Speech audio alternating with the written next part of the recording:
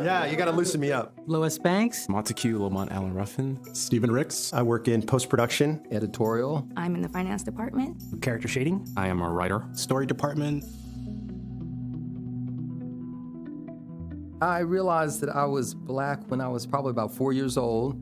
I was with a friend at his country club. We were going swimming and everybody was white. I was the only black person there. I was worried about what they'd think or if I was allowed to even go in the pool. When I was around 5 or 6, my family moved into a predominantly white neighborhood. My sister and I, when we walked out the front door one morning to go play outside, in chalk was written the N-word. That moment was life-changing.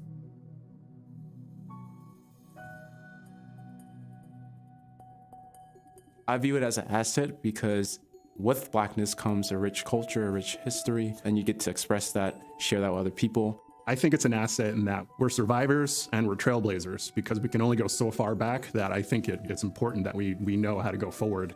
Here's the deal, right? I love being black. Absolutely love it. Love it. Proud of it. Love black people. Everything about it. I love music, food, culture, the energy. Yeah, there's an energy to being black. I love that. But yeah, my experience in some of the spaces that I've found myself in, I don't know that I would describe being black as a detriment, but I will describe it as being a consideration. If the world doesn't chew you up and you can navigate it, dealing with all the challenges of being black, then you're pretty much ready for anything. If this were the Serengeti, I feel like being black makes you a lion.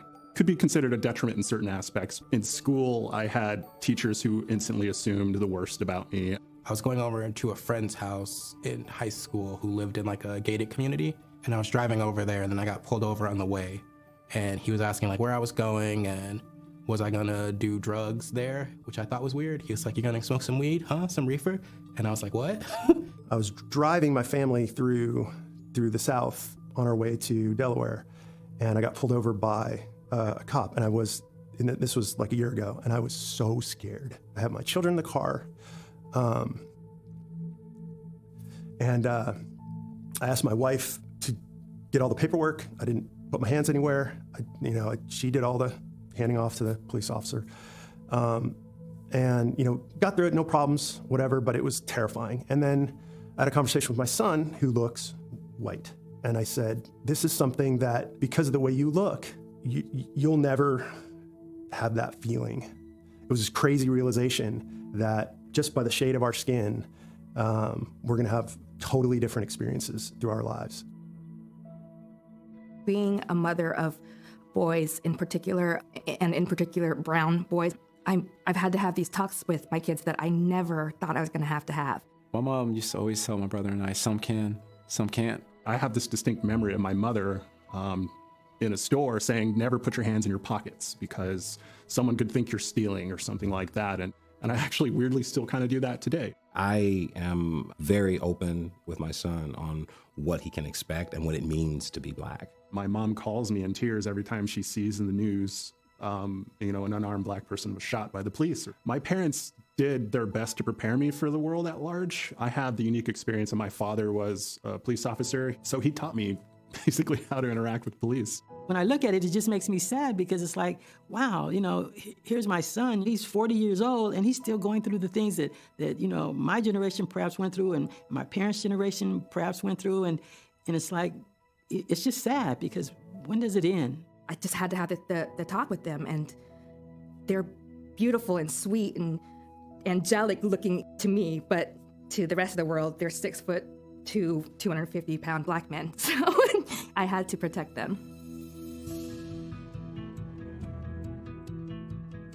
Blackness is not defined by the way you dress or the music you listen to, or even the way you speak English. The talking white thing, oh my God, and I actually tried to talk more black for a while. So embarrassing. I always say that when I write my characters, they're not meant to represent all black people. They are meant to represent a person who happens to be black. I don't think people should be put into a box because they want to enjoy other things. They want to enjoy other cultures, eating all types of different foods. And regardless of what you enjoy, you're still black, and you're not going to get away from that. I would always read comics as a kid, a lot of Japanese comics and watch cartoons. And I played paintball, which I was the only black kid who did that. there's no real consensus of what it means. We are who we are. I'm a person who loves classical music. I love rock music. I love soulful music. I love to travel. I don't like to camp. There is no one definition for blackness. You know, like my way of being black is different from anybody else's. Being black is a journey. It's still a journey for me. I'm hoping there's somebody out there who's had it nailed since birth, but I don't know. Maybe I can learn something from them while I'm listening.